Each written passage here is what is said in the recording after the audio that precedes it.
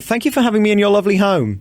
Well, it is a nice home. I've got the fish tank there, and you've got, as you said, the bird, and the television's on with the racing, so we've got birds and fish and horses in the same room. All the photographs of people I've met over the years, Mrs. Thatcher, Harold Wilson, Her Majesty the Queen at the London Palladium, MGM Grand Las Vegas, you name it. I've done it. Strange Waste Prison for the prisoners. 2 or 3 shows in there I've done. Applethorne Open Prison I've done in there. There's not many places I haven't worked, son, and for all denominations and all classes of people. We're going to find out all about your life, and it's a real honour to come here because you don't very often talk about yourself and you don't do such an in-depth interview. Now, I'm not here to attack you because over the years many people have. I want to find out about the real you. We're going to look down your wall of fame, really, isn't it? It's the story of your life and all the people you've met and worked with. There's also your family there, of course, which are very important to you. But we're going to start right at the beginning. I want to find out about Bernard as a child. What were you like? Well, I was born in the very poorest part of Manchester called Ancoats. And we had nothing, and I even do a little bit in the act. We had nothing. We had flag floors, no fitted carpet, 1 cold water tap. That's all we had. We had a big clothes rack above the fireplace to dry the clothes on, and a big black-leaded grate. That was my job on a Saturday morning, black-leading the grate with Zebo black lead. They were very poor days, but happy days. We used to sleep 6 in a bed. I learned to swim before I could walk. My dad used to say, "Where do you want to sleep?" I say, "The shallow end." You're laughing, but these are true things. I tell my son, and he's like you, he's a young man, and he's never been through all this depression in the 1930s, when fellas stood on the corner waiting for a job. There was 2 or 3 million on the dole in them days, but nobody went out thieving and robbing and murdering. No, Bernard, but you just said at the beginning they were very happy days. How could they be so happy if you were so miserable? Because we didn't know what happiness was. that was happy to us. If we got 3 meals a day on the table and a cup of cocoa before we went to bed, that was suffice to eat. And we used to go to the community baths, the swimming baths. You had no baths in your houses and no inside toilets. And you used to go to the community baths, swimming, or a Turkish bath or anything like that, with your towel and your soap. And that's what you used to do. You told us then about how you didn't have any money as a child, but I'm sure you won't mind me mentioning now that you're a rather rich man, a multimillionaire, but you don't indulge in any of the expensive luxuries nor the lifestyle that some celebrities do. So what is it that makes you want to stay here in this modest house? Well, it's in the neighbourhood that I want to be. I was born within 5 miles radius. I was born in Ancoats, which is 5 miles down the road. I worked at the Embassy Club, which is 2 miles down the road. And I'll be buried in Eaton Park, which is 1 mile down the road. And I live here, which is just 4 or 5 miles from Manchester. And I lived, worked and died in this radius. And that is where my people are.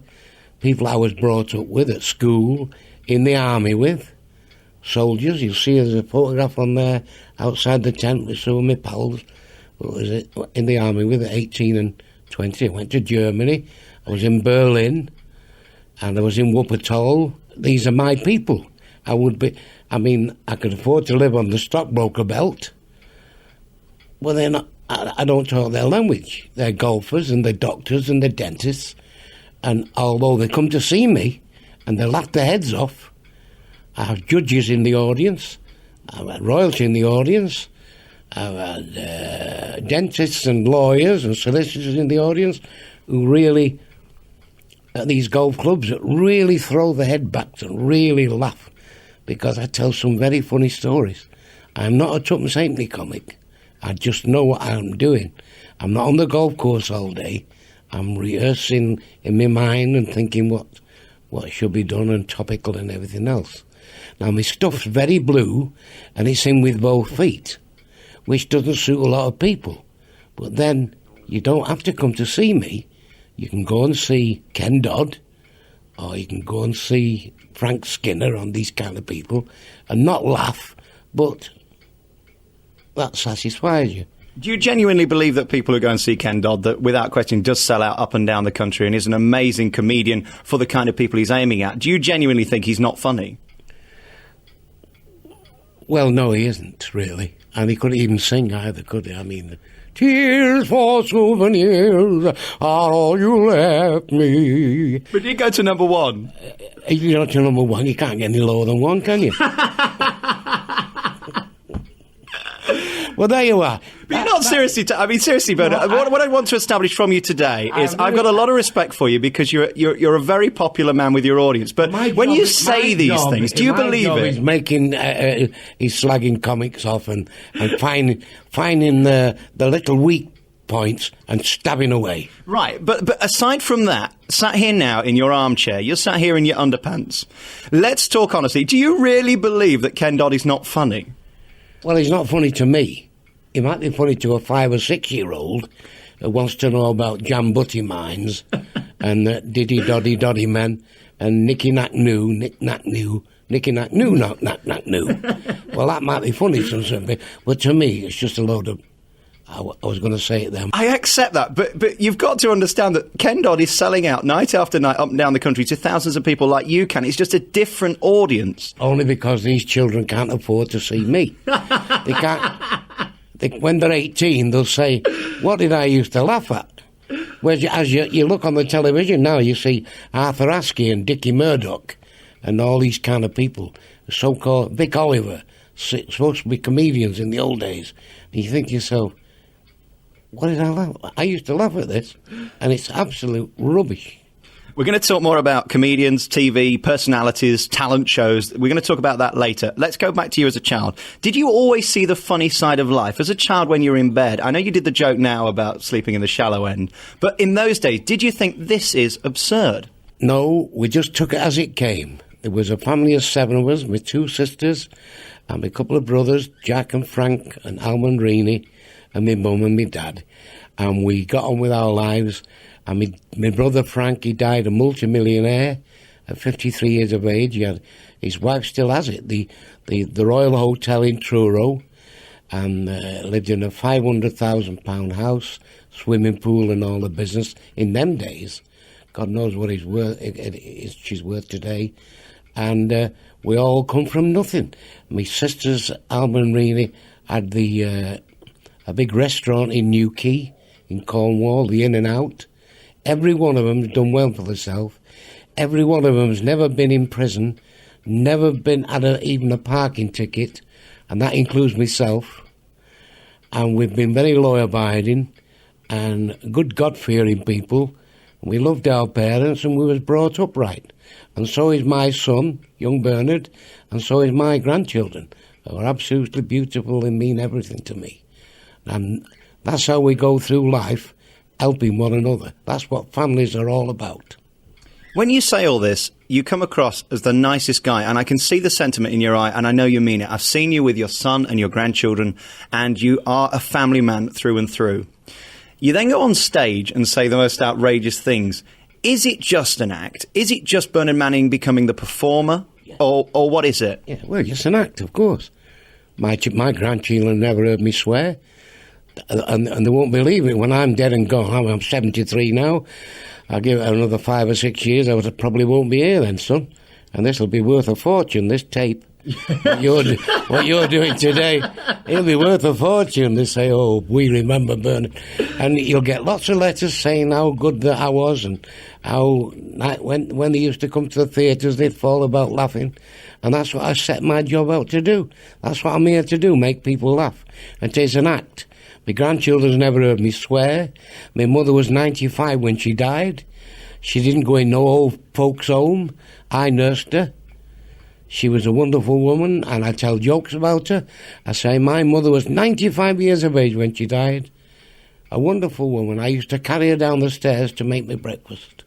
Well, I wouldn't carry my mother downstairs to make me breakfast. That is a joke. You only take a joke as a joke. All these people about Bernard's a racist and Bernard does that, you take it as a joke because it's a joke. You don't take a joke seriously.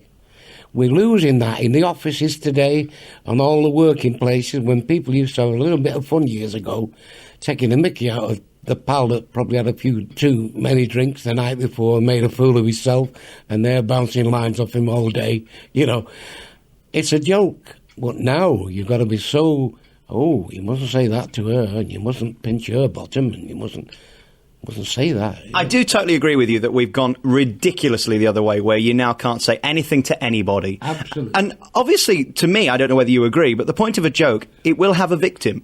For a joke to be funny, there's got to be somebody who's the victim, hasn't there? Most of the time, I'm the victim. I tell jokes about fat people. I say, I don't have a bath, I go through the car wash. That's fantastic. I understand that. But what you do is take it to the next level, and then you open yourself up to people who just say Bernard Manning is a racist because he tells jokes about Indian people. And I tell jokes about fat people, and myself. And I tell jokes about Irish people. And I talk about jokes about Jews and Welsh people and everybody right across the board. So how can I be racist? So you're not offensive to anybody, you're offensive to everybody, which counters it out, really. Well, you've got it there, son. You've got it. And if you don't want to come and see Bernard Manning, well, you don't come, do you? The theatres are all full. They're all sold out. Wherever I go in a club, it's sold out. I've seen you many times, and you do sell out. But what it is doing, some people will argue, is playing into people's minds and, if you like, feeding fire to their racism. I get black people in my audience that fall about with laughter. You'll see on my videos black people in the Embassy Club, which I had for 44 years. You'll see them in Pakistanis on the front row laughing their heads off. So you can't nail that with me. I mean, that's just what I do. I'm there to make them laugh. And when they come in, they do laugh. But what about the true racists? What about the true homophobic people that come into your show and are laughing? I don't get into that. I'm not anti-anything. I'm not political at all. But your critics will say that you're feeding that. Well, it's rubbish because, I mean, I read in the paper that I was going to do a job for the BNP the other week, a fortnight ago. Then a woman phoned me up and said, I'm glad to hear your voice, Bernard. She used to make me pens at the Embassy Club with my name and everything because I've just seen on the teletext that you died. I said, well, I feel a treat, love, and I felt better. So I don't know where all these stories come from. You know, I stand no contract to entertain the BNP, but if I wanted to entertain the BNP, there's nobody to stop me. This is a free country. I entertain in Conservative clubs, I entertain in Liberal clubs, I entertain in Labour clubs. So what's to stop me from entertaining the BNP? Is we're in a democracy when I'm entitled to work for who I like. I was watching CNN last night, and there was a program on Larry King Live with a comedian who said that he only respects comedians that are willing to be booed. And in other words, comedians that are willing to put themselves on the line that they will face criticism. Is that how you feel, that you shouldn't always be there just to get the laughs? You should get the criticism as well. You don't mind that? I should get the criticism. I've got nothing else for criticism. I've been in this business 53 years. I started as a singer with the Oscar Arabian Dance Band in the West End of London in 1949-50. My first engagement was at the Oldham Empire in 1950. You know, I'll just show you something there. You don't get many racists as one of them. If you can read that, can you? You've just handed me a card that says an invitation from Jamie on the front, and inside it says to Bernard and Lynn. Lynn is your housekeeper here. You're cordially invited to Jamie's bar mitzvah. So presumably from that you're trying to tell me that you're welcome in all different communities and that they haven't got a problem with you. I've done a few bar mitzvahs. I've got loads of Jewish pals. I've got loads of black pals. I did testimonial dinners for Clive Lloyd, testimonial dinners for Rook Engineer, the Lancashire wicketkeeper, John Conte. I worked with Frank Bruno. I understand all of this, Bernard, and I'm not trying to have a go at you, but what I want to know is two things. One, doesn't it upset you? Because it would me. If somebody kept saying that my programmes were bad or that I was offensive, I would personally take offence because that's my nature. How do you fight it off? I have the greatest admiration, if nothing else, for that you can look at them in the eye and say, I'm not, you don't know me. Well, they don't know me. When I worked with Frank Bruno, I said to Frank Bruno, some champion you fought Mike Tyson, you went down faster than the scouts are passing a job centre. So, you know what I mean? And Scousers have a go at Scousers, but I've got loads of pals at Scousers. I worked in Liverpool when the Shakespeare was opening, the Hamilton Club and all that carry on. And you see, you can't knock success. It's like people don't like Manchester United. But you can't knock success. I'm a millionaire because I'm a self-made millionaire because I put arses on seats. People come to see me. I don't drive a Rolls and a Cadillac because I'm no good as a comic. I don't drive a Mini Minor. My bank manager takes me to dinner. Yes. But going back to my question, does it not personally affect you when you are criticised from almost every area of the media? Nobody will make a programme like this because they're afraid. They're scared what you might say. Doesn't that upset you because you know you're so successful, you know you've made so much money, and you know that you can fill theatres, but at the end of the day, you're not given any credit for it because of the material you do? Well, I'm sorry about that, but that doesn't make any difference to me. I mean, it really doesn't make any difference. Not one iota. I am Bernard Manning. You get what you see. People that know me know that I'm a straight bloke. I don't drink. I don't smoke. I'm not a womanizer. I was happily married for 36 years. I don't take drugs. Perhaps if I took drugs, they'd name an airport after me. There's nothing you can say to that. We're here with Bernard Manning today. We're in his front room. Bernard's in his chair, in his obligatory underpants. We've all come to know you as Mr. Underpants. You do know this, don't you? It's just that everybody comes to see me. I'm always in my home most of the time, unless I go to the studio. If it's convenient for me to go to the studio, and there's a big fee involved. Is there a big fee involved with this? So did my agent talk to your agent? I've no idea. But you're a lovely fella to talk to. You're not trying to score points. I'm sat here in my home where I should be able to relax. If I want to put a dressing gown on, that's my prerogative. I just have my nice little shirt on here and my little underpants, no shoes on, lovely and comfortable, watching the racing. Now, what could be nicer than that? Well, one thing could be nicer. How about I sit here in my underpants? How would you feel about that? If you sat in your underpants, if you was comfortable, son, you've been made very, very welcome. Anytime you want to come here, there's a woman sent for a charity show. Could you send me an item of clothing for a charity we're having? And I've signed the Bernard Manning, all the best to everyone, right across a big pair of underpants. Sounds like the perfect gift to me. We're here today with Bernard Manning, live from his home in Manchester, and it's an exclusive hour, the first ever hour special, finding out about Bernard's life and career. In front of me is an incredibly long mantelpiece, probably, 20 or 30 metres long, and we have a huge cuckoo clock, which we'll come to later, and, a plethora of bits of memorabilia and hundreds of photos. This is really your life story, isn't it, Bernard? Yes, it is. My life story's on here. That's me and my mum sat in the park on the bench there. She was a wonderful woman, absolutely. I loved her dearly. And that's me and my grandson feeding the chickens on the farm. That's me at a sportsman's dinner with Joe Royal and Brian Kidd and a few more. Is it really important for you to look at these and see these and look at your success every day? Oh, of course it is. There's my son when he was at school. I bought this kit for him at Mount Carmel School here. You wouldn't believe it, but I was an altar boy. Really? And so was my son. I was an altar boy and so was my son. What did his pals think of you? Because, I mean, you've been in show business now for so long. They used to love coming round to the house and me telling them stories, but I didn't used to go strong, you see. I used to tell them, like, silly stories, like the Irish fella and all this carry on. And there's me in the army outside the tent with our lads.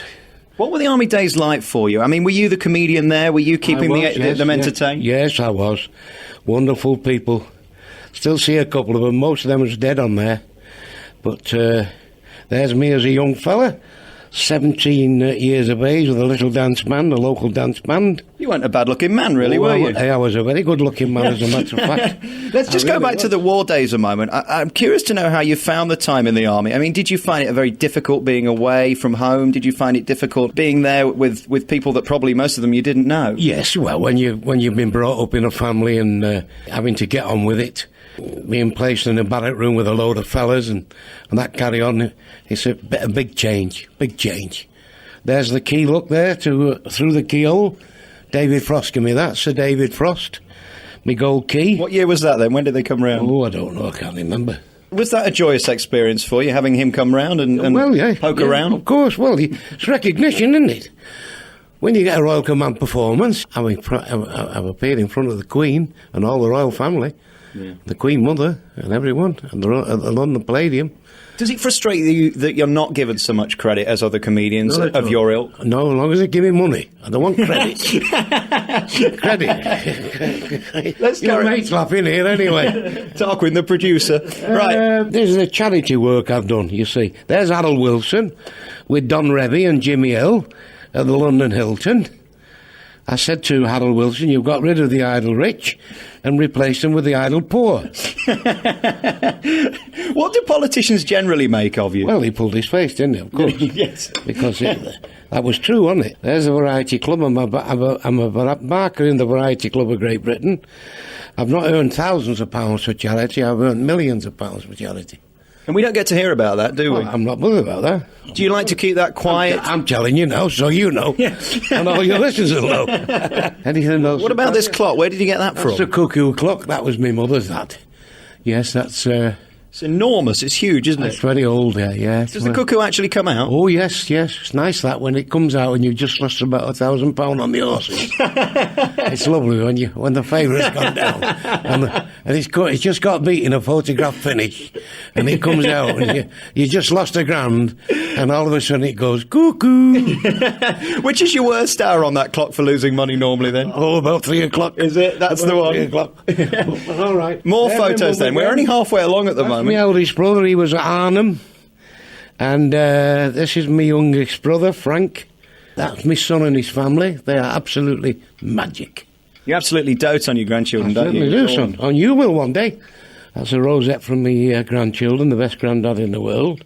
This is your world, isn't it? You look at this every day. Well, there's more upstairs in the drawers there if I want to reminisce and memorabilia. Yeah. It's been a wonderful life. That was presented there by for Manchester City supporters for work I've done for City. As you say, this is all a wonderful testimony of an incredible life and career.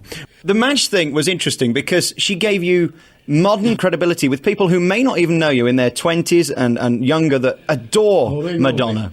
They know me. All the stars read about Bernard Manning. They all know about me. The videos are out, even though they've not come to the theatre. They've took a video home and they said, who is this Bernard Manning? We keep hearing about him.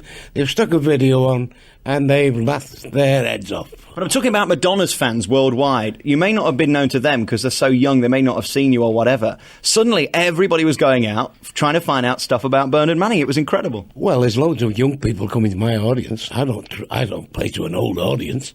I play to an audience right across the board. Because most old people don't go out these days. You come to Blackpool, it's full of young people that really stand up. Wherever I go, I get a standing ovation. They really enjoy it. And it's value. I always give value for money. I'm not one of these comics that peep round the curtain, won't come out and frighten to death. I'm out there, bang, bang, bang, bang, and it's loads of lovely gags. Could you put your finger on who is your ideal person in an audience? Is there someone that is an average or anybody that you would like to sit there? Or do you just think your humour travels across any generation? It travels across any generation. Anybody and everybody enjoy it. Oh, they really do. What about hecklers? Because they're comedy genius sometimes, aren't they? Or do you prefer not to have people shouting things at you? They can please themselves, but I wouldn't advise it. Because it can make them look very small. I don't think we can say any of them on here, can we, your retorts? Well, you could do. I get a bald-headed fella say those see-through wigs are nice. Yes. You know. You get a scruffy fella, you make a good tramp if you smarten yourself up a bit. I've got millions of things.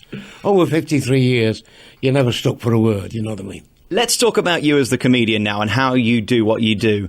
When did you think of your first gag? How young were you? Did it come naturally or was it a process? Did you learn it? That was in the air raid shelters during the war. That'd be 1941, 42. And was all in the air raid shelters at night and with nothing else to do. Only have a sing-song and somebody getting up telling a few stories. And there was in those days, it was Pat and Mick stories. Irish Working Men's Club went on a mystery tour. They had a sweep to guess where they was going. And the driver won 68 quid. They're still timeless though, aren't they? They still make people laugh today. If you look at Groucho Marx And the Marx Brothers film, you'll see that 60 years, 70 years on, Groucho Marx is still as funny as ever. A very, very funny man. When you got that first laugh, was that the thing that got you addicted, that made you want to be funnier and become a comedian? What was it? Well, what made you think, I want to be funny? Yeah, you got to follow it with another one and another one and another one. And in the end, like, people want you in their company. People seek you out. Come on. Same as in the army. I was always well in the army because the lads wanted to be, because I was always cracking gags. People seek you out. Come on. Same as in the army. I was always well in the army because the lads wanted to be, because I was always cracking gags. I had loads of pals in the army.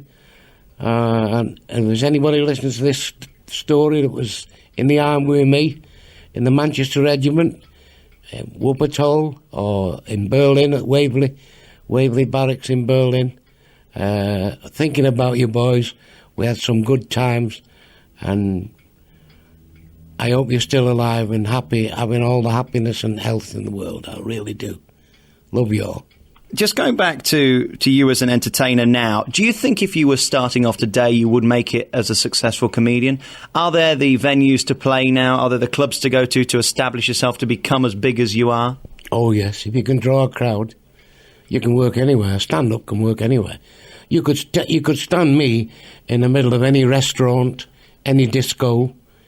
The lights go down, people sit around, they give me the microphone, and I'm away. I don't need no 40-piece orchestras. I don't need no dancing girls. You just give me the microphone and I'll make you laugh for an hour. There's no doubt about that. How do you find it at your age now, being a comedian? Because you've got to remember an incredible amount of material, and it's all up there. And I know thoughts trigger jokes. We've proved that today on this programme. Is that any more difficult, or are you as quick as you were 40 years ago? I'm quicker.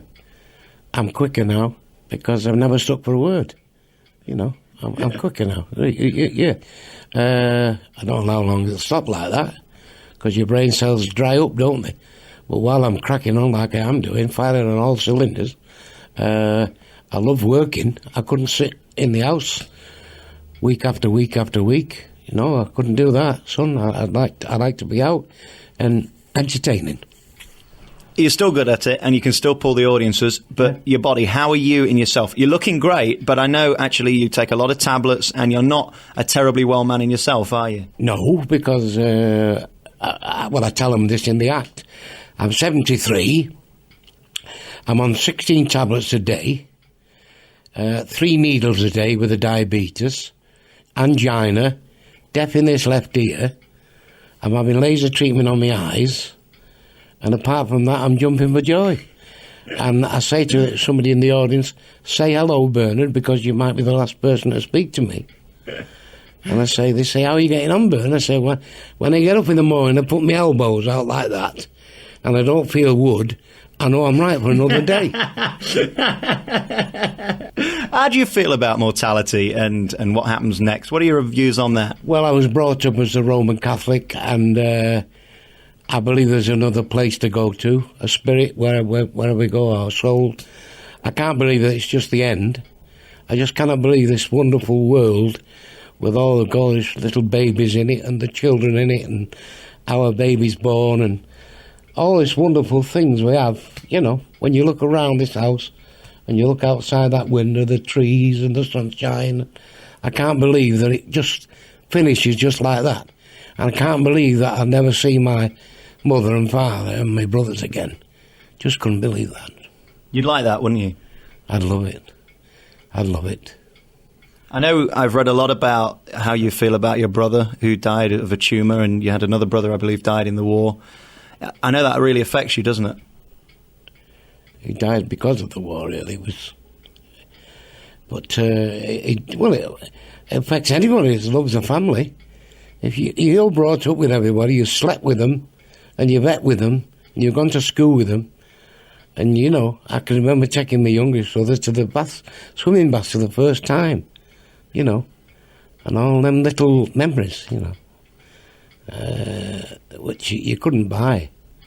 There's no money in the world could buy that. I mean, let's face it. And as I say, you absolutely dote on your family now, your son and his children. It's incredible the love you have for them, isn't it? Oh, yes. I love them very, very dearly. life wouldn't be worth living. My son, I remember, young Ben, he's 14 next week, the 13th of September. I remember coming home from a job over the moors, been to Yorkshire, been doing a show in Yorkshire, and the phone rang, and it was my son. He said, "You're a granddad, Dad." And I said, "Oh, that's wonderful, Bernard. What are you going to call him?" He said, "Ben." And I've just given my number plate, which is worth about £30,000. BJM1. He's Ben John Manning 1. It's worth 30 grand. That I'll just give it him for when he gets 18 and gets a car. And that's the number plate on the car that's outside the house now, isn't it? Just give it to him. If you're just joining us today, you're listening to an exclusive hour special with me, Alex Belfield, in the company of Bernard Manning, one of the country's greatest, most legendary comedians. If you think back to the 70s, huge success on TV, and we're finding out about his life and career today, and playing some of his best tunes as well. We'll play another one before the end of the programme. We're here in Bernard's front room in Manchester, and Bernard's in his underpants, the obligatory underpants, and thank you for doing that, and you know, feeling so comfortable to be able to do that. I feel I know you now. Well, I hope you do. Not intimately, but I know you. Well, it makes no difference. We're good friends now. If I can do you a good turn, all you got to do is pick the phone up and say, "Bernard, I'd like to meet so-and-so. If I can arrange it, son, there's no problem." You're a good man. Let's talk now about politics. Now, you've worked with endless politicians. I mentioned earlier you worked with Margaret Thatcher. There's a classic picture of you with Margaret. What did she make of you then? Well, she's a wonderful woman. There's no doubt about it. And I've no politics. I don't lean to either the Conservatives or Labour. But she was a wonderful. This country was known as the sick person of Europe when she took over, and she did the coal miners a favour. They didn't think so at the time, but the coal miners have Mrs. Thatcher to thank, because a man shouldn't have to go to the bowels of the earth to get a living and come up after struggling down there in that terrible air and getting diseases like emphysema and all this things that they get by going down the pit. And I was a well-wisher of the miners. I used to put shows on at my embassy club for the miners, and they gave me a medal. The Yorkshire Miners gave me a medal for shows that I'd put on for them. But they were fighting a losing battle.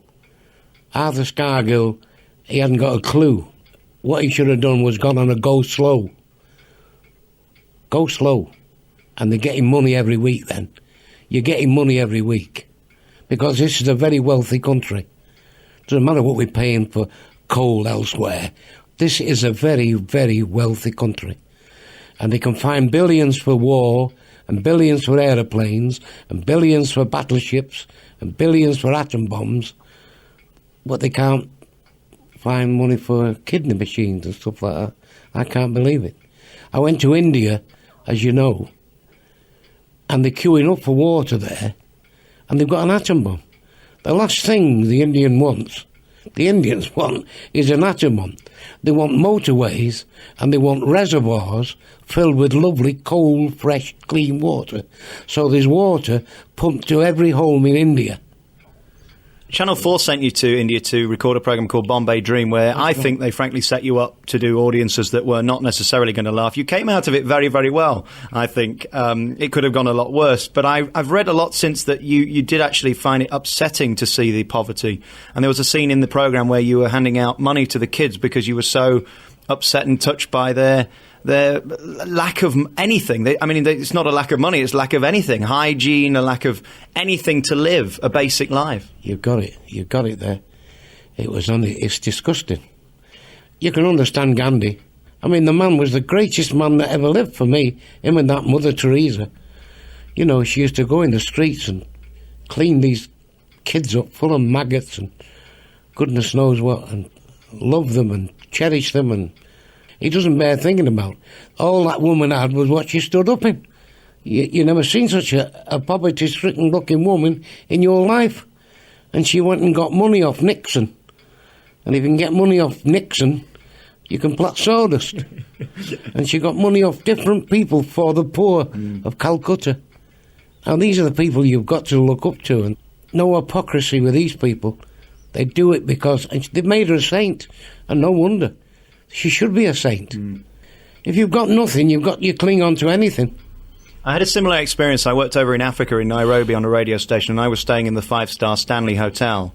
And I walked out every day and saw kids that didn't have a home, a parent, a loved one, and it made me feel sick to the point where I had to come back. I couldn't stay. It made me feel so bad that I was staying in this amazing hotel, and then they were outside, and they couldn't even afford a clean glass of water. The same with me, honestly, without a word of a lie. That was the same with me.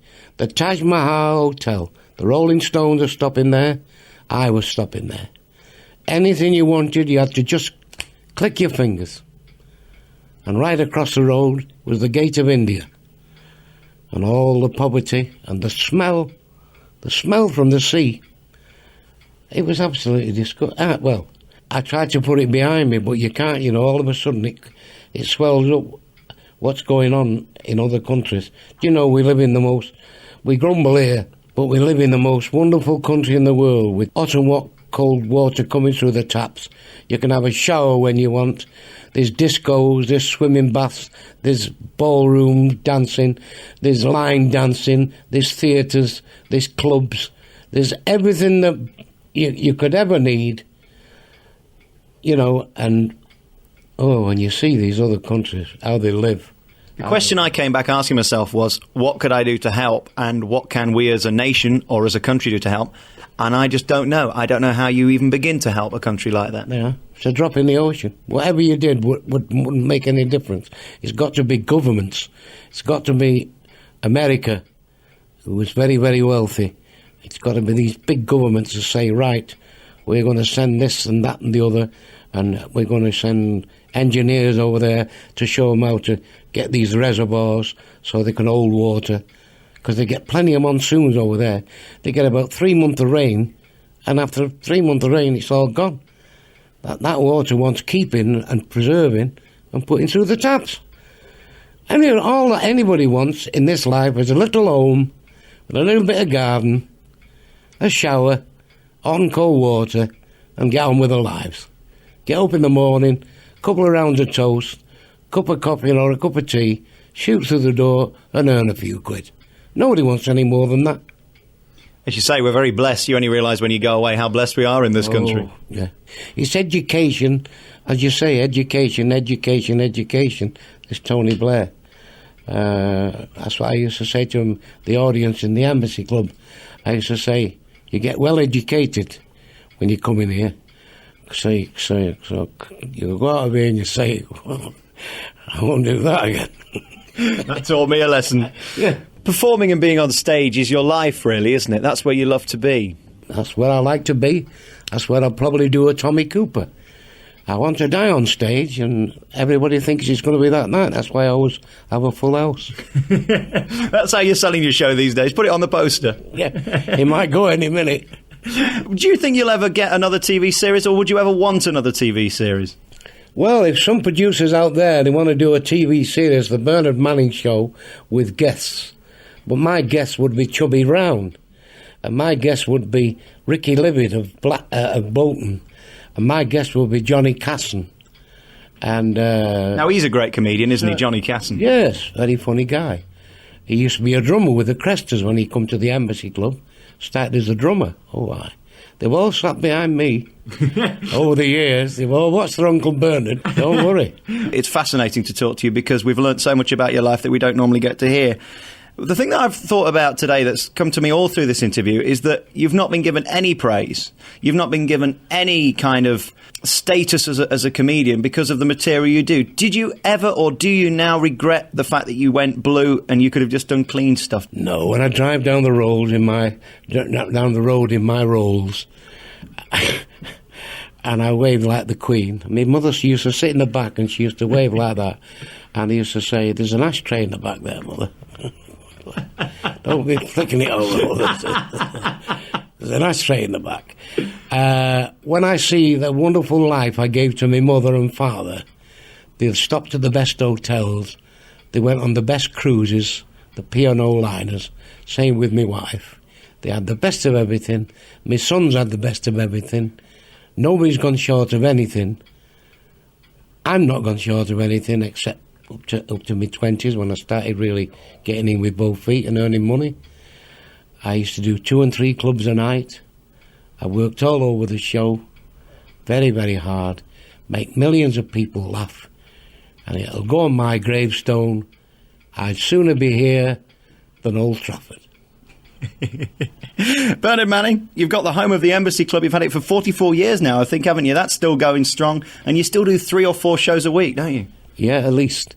And wherever you come to see Bernard Manning, you will get value for money. You'll go out glowing. You'll say, that was worth every penny of that. I enjoyed that. Now, if you don't like Bernard Manning, go and see someone else. It's been a real pleasure to sit here interviewing you in your underpants in your front room here in Manchester live today. Thank you for granting me this audience with Bernard Manning live from Manchester. Thank you. Goodbye, everybody.